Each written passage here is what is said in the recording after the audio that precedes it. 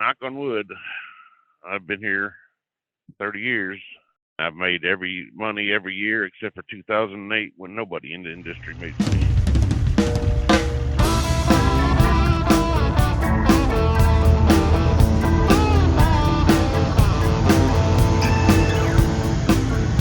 That was the voice of owner-operator of the year, Glen Horack, based in Elkland, Missouri, and so named in Overdrive's co-production of the program with the Truckload Carriers Association at the big event back in March in Las Vegas. Horack teams with his wife, Karla Horack, a hauling partnership whose in-cab portion, at least, started during that tough time that Glen mentioned up at the top, the depths of the Great Recession. Running team in the aftermath, as you'll hear in this part 1 of 2 featuring my June 2022 conversations with the Horacks. They came out from under debt, taken on as freight fell off quite quickly, a testament to the owner's ability to adjust their reefer-hauling operation alongside 3-decade partners in Prime Inc. out of Springfield, Missouri, where Horacks still leased to this day. I'm Todd Dills, as usual, your host for this edition of Overdrive Radio, and today we'll explore the Horacks partnership forged in cab, as well as some of Glen's history trucking alongside his family life. You know, I have people tell me all the time, why do you lease a truck? Why do you lease? Because we put so many miles on it. By the time I get it paid for, it's wore out. We'll hear about a per-mile savings set-aside strategy Glen's developed over the years to guard against the potential for unforeseen repairs and other necessary outlays. Which usually is anywhere from $5 to $7.50 a week, usually. About Karla's experience training under her husband before fully taking the wheel herself. If I had a tire thumper, I would thump him a few times, but... And about white-knuckle blizzard conditions in Nebraska. All of us in a row were just rocking back and forth, so thank goodness none of us tipped over to hit the other one. But that's been my scariest time out here so far. The very fact that the pair are well on their way toward retirement, looking out several years, is remarkable in itself, given last year owner-operator Glen Horack suffered a heart attack that put him off the road for nearly 6 months. Coming back in, he ordered a brand new 2022 Peterbilt 579 to lease as what he's saying will be his next to last truck. That process started in October of 2021. He hauled in a loaner truck from Prime until he finally took delivery of the rig in May of this year. On the other side of a quick break, we'll drop right into June 2022 in my long conversation with both Glen and Karla. Here we go.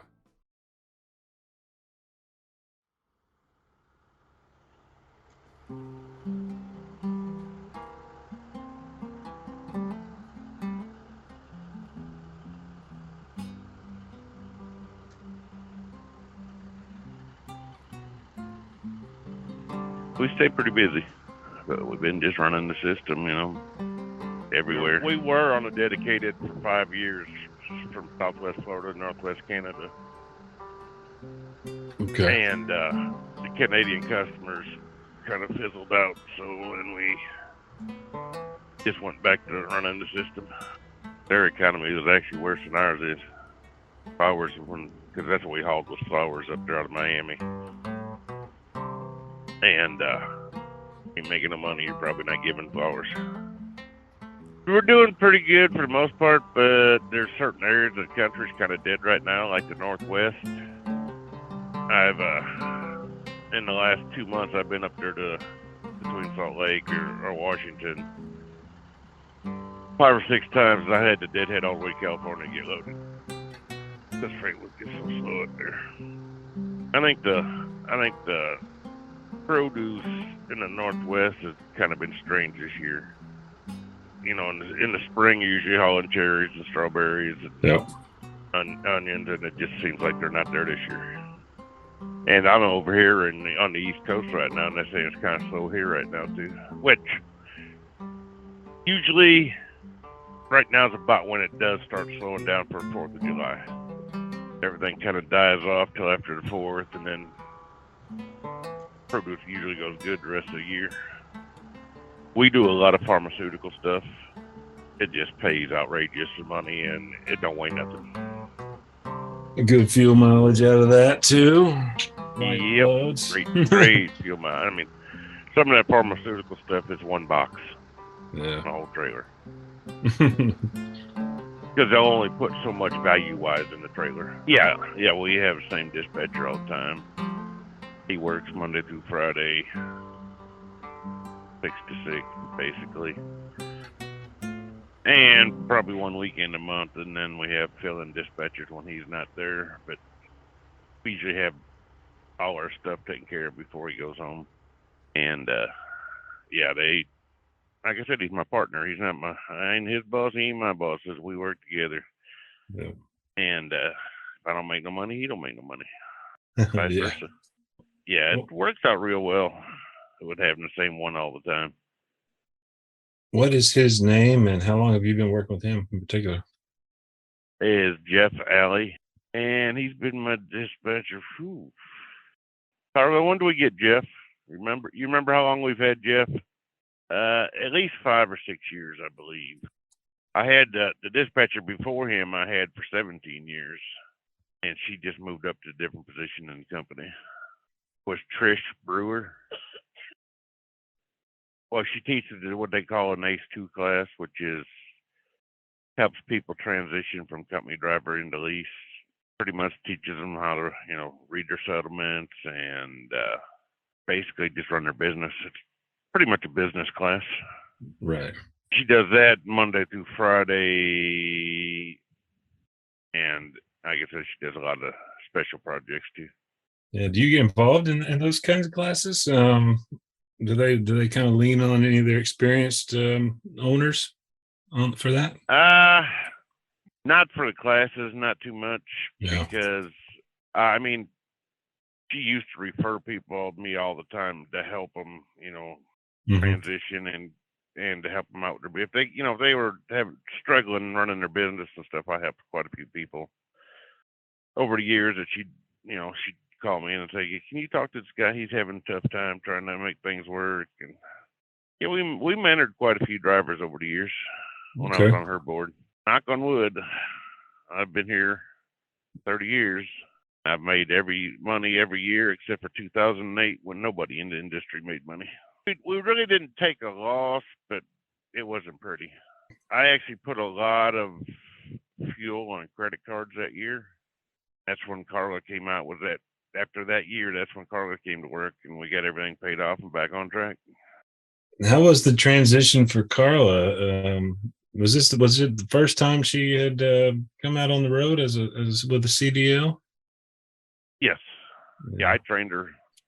Yeah, she was working at Macy's before that. Working at Macy's raising kids.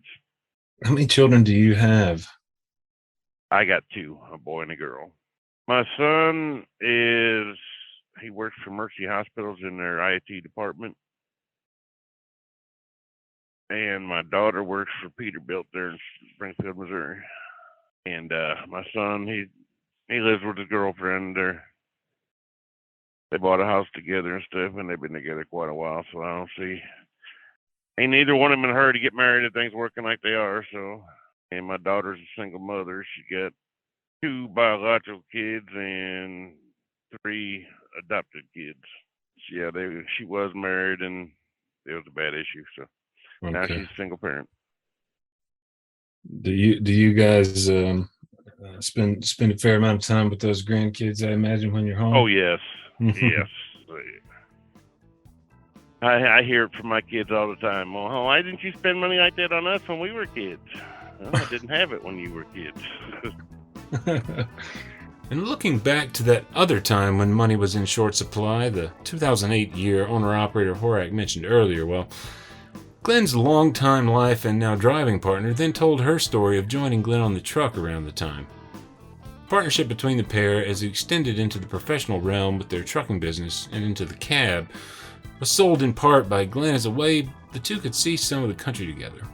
Most places for the first time, if not for Glen himself.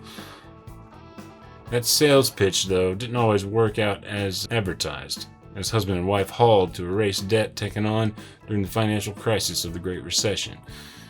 And remember, Karla Horack was working at Macy's immediately before she went out with Glen to train and get her CDL, but this wouldn't be the very first time, anyway, that she piloted a large vehicle. Well, before I went to Macy's, I drove a school bus for a couple years. Okay. And I got fired for that job because the kids didn't like having to follow my rules and sit down and behave themselves. But if you talk to a couple of boys in the shop that rode by bus, they said, man, we liked you the best. So go figure. But yeah, when I quit there, then I went to Macy's. I think I was there for 8 or 9 years. It was fun trying to follow his directions. Such as out on the training pad, he was trying to teach me how to back, and his terminology and my terminology don't match. His come around with the steering wheel is like, no, I turn left or right. I don't know what come around means. That's, you know, Right.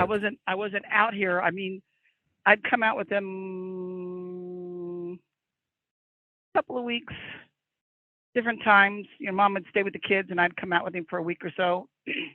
Right. And the one year I went out with him, he had the doghouse still. He had that was absolutely horrible. No air ride seats. I mainly sat up on the doghouse because it was more comfortable to sit in the passenger seat. And I said, no, not till you get a different truck. Hauling in that cab over at the time, for Glenn, it marked his brief turn from Prime in his early days there to Dart Transit out of Eagan, Minnesota, which didn't last very long at all before he was back leased to the Springfield, Missouri headquarter fleet. Karla remembers that cab over well. Right. He didn't realize till we took a shower, I had a humongous bruise on my leg. And he said, what's that for? I said, I told you the door handle keeps hitting. He reached over there and yanked that door handle off and turned it around and slapped it back on and tried to put a towel on it to keep, but it didn't help because even the front of my knees were hitting the front because with no air ride, you're stationary and you hit the bumps, your knees would hit the dash. And it was much nicer with his later trucks. Yeah. When the kids were born, they were still little. When he started Prime, I want to say Ashley was in kindergarten or first grade, one of the two. And they each went out on the road with them. Right. So with my son in Scouts, he got to get all his little patches from all the states. And my daughter stayed out with him and she had a good time. He took her to the beach and Six Flags in Texas. And so they got to have a good time when they went out with Dad. Then they got older and got into sports and stuff, and that kind of stopped. But it was definitely different. Karla would eventually become close friends with Glenn's second primary dispatch partner at Prime, Trish Brewer. When the prior dispatch partner moved on and Brewer took over the reins. And I was still working at home then. Yeah. So it was while I was still at Macy's and stuff because Trish and I'd go out for lunch or dinner, and I'm like, I got it. Glenn's paying for it. And we just tell Glenn, and he'd just start laughing. You know, you're paying for dinner. Trish and I are having a good time, you know. But so we were friends before we even started going out on the truck. And yeah, we had Trish for a while. So she'd call him up when she's having a hard time with the driver, and you could tell that she was trying to calm down because she'd actually talked to him for over half an hour, better leave everybody else on hold. But she'd calm down and, okay, take off. It's like she was talking to her big brother. Yeah. And then we got Jeff, and we're still training him, but he's getting better. He's getting better. My family has traveled always. Yeah. We had a camper. We'd go all over. So I was used to being out on the road or going camping and you know whatever. So basically it was kind of like that. But back then, I didn't cook on the truck or anything. That wasn't until later. But you know, it was the point where when I was training, we'd be at the very back of the lot and run to the bathroom way up at the front. He was like, yeah, no, this isn't going to work because we got to get close to Parker because he didn't like me walking. I'd have to wake him up to go up to the bathroom and stuff. Yeah. So that was a little bit of a transition. The truck was actually, you know, still big enough to where it was like being in the camper when I travel with my parents and stuff. So that wasn't. It was the bad part about it is when I was training, he had a hazmat license then. And since I was still with my trainer's license, I didn't have that. So I would have to sit up front and twiddle my thumbs and be bored to death while he ran the hazmat loads because I couldn't drive. Yeah. If it was a regular load, I could drive, but without having my hazmat part of my license, I couldn't. And that's boring as can be, especially if you're used to, you know. And I've told him, I said, well, I want to go see this one. We're not allowed to. What do you mean? You got to go see it. Well, that was when trucks were allowed to. Now trucks aren't allowed to go see it. And I'm like, well, that really sucks, you know, because he'd got to go to Mount Rushmore and different ones. And I still have got, I finally got to see the Hoover Dam because we broke down in Vegas, or I broke down in Cali, and the closest place was Vegas. They towed us to Vegas, and we were there for a week, and we got a rental car, and I actually got to go see the Hoover Dam. So I'm like, hey, look, I finally got to see it, because you're up on a bridge, and the only thing you see are the lights. I know friends of ours have gone to see Mount Rushmore, but they're bobtail. We're never bobtail. We're always under a load, so you can't take a trailer anywhere. I'm like, I want to go see some of the places you got to see that I've not got to see. I see the highway. They weren't boring. There are a few passes that we take from Phoenix. Is it out of Phoenix that we go north, where the Wilsons, the arch in the road, the Wilsons Arch, what I see going up? We're in the 2-lane road going north of Moab. Going through, and that's really pretty. Yeah. I've got to stay off the highways when they give you all these little bitty towns, and they're not made for 53-foot trailers, and it's like, it's fun, but it wasn't it wasn't too hard to transition. It's just every now and then, as we've been in here longer, if I had a tire thumper, I would thump him a few times, but it's not too bad. We came in one time and we stay out longer, because the kids are grown and stuff. And that's when he finally said, the kids are grown, they got a job, you're coming out with me. I can't sleep behind the students anymore. I can't do it. There's a lot of people that come in business that have never been away from home in their life. And most of them don't work out real well.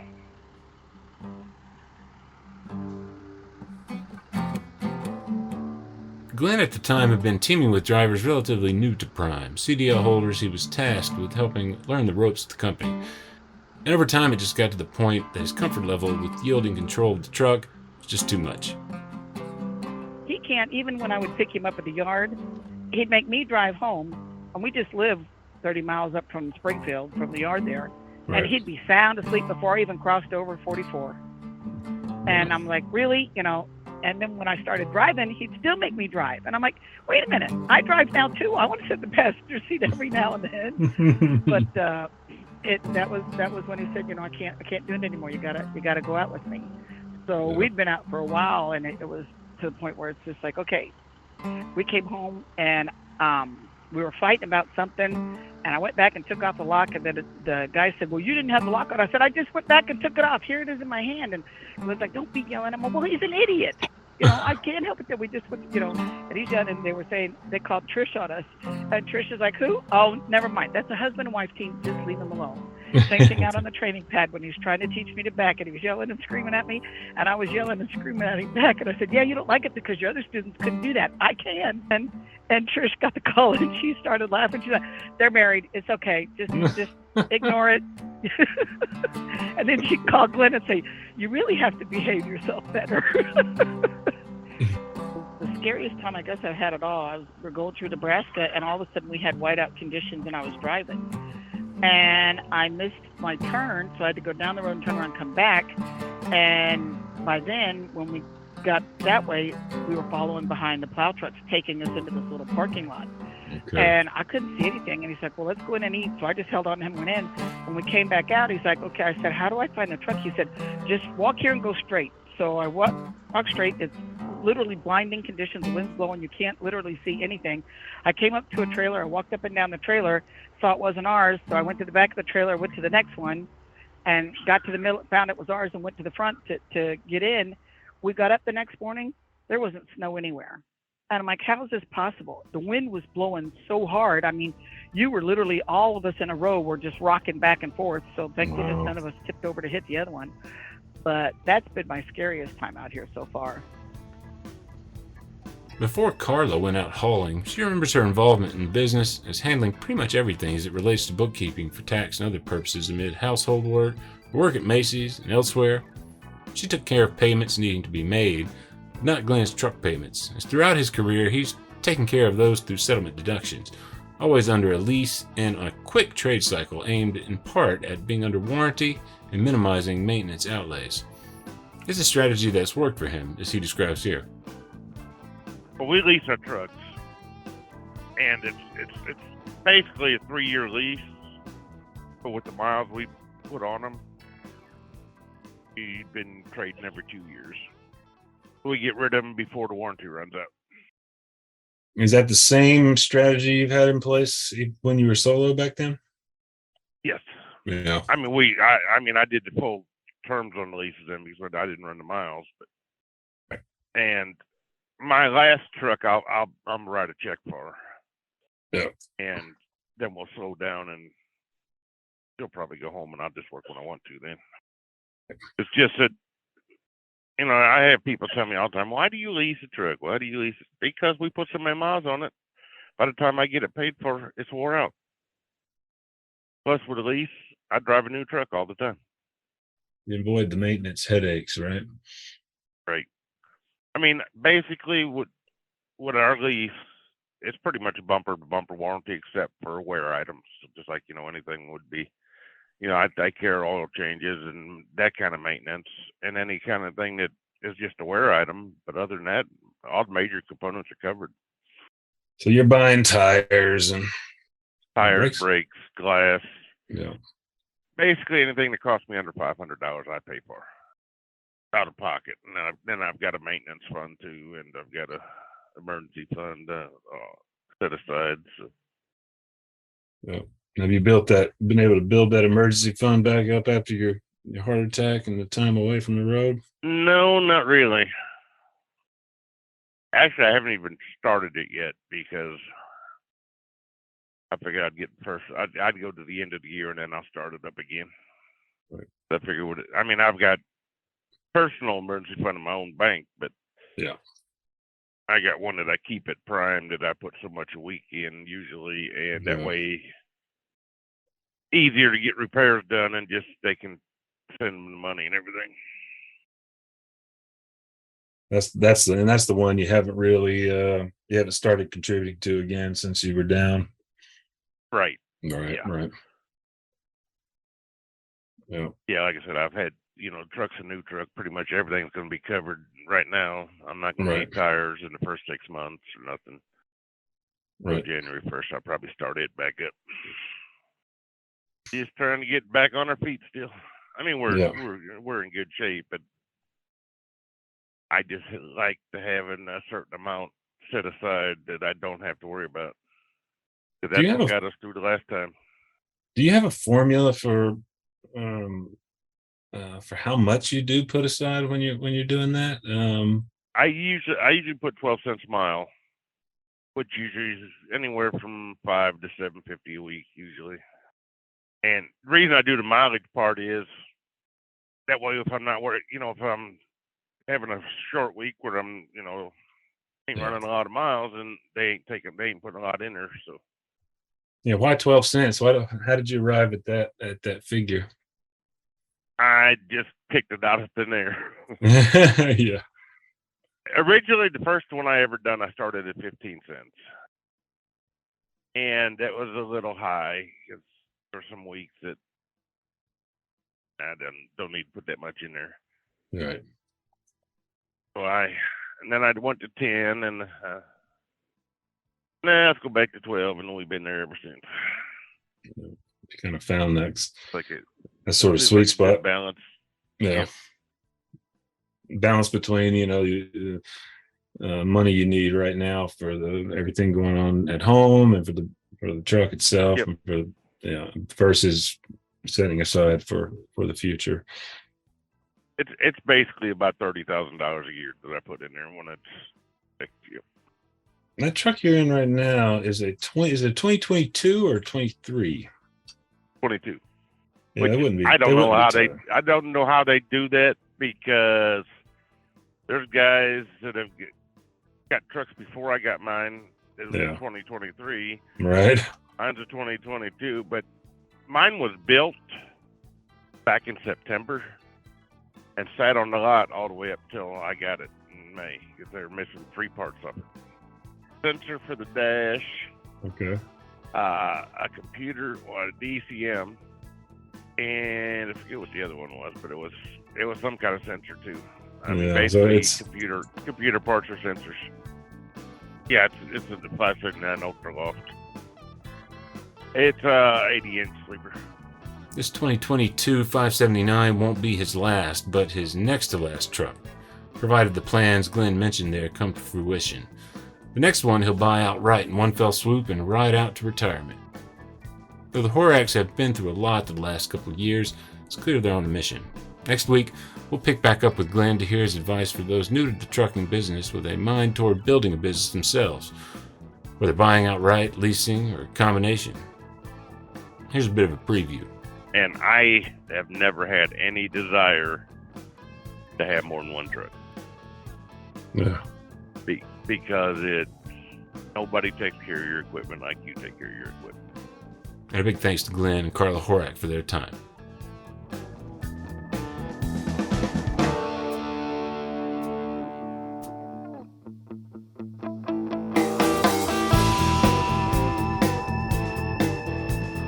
Overdrive Radio is a production of Overdrive, the voice of the American trucker.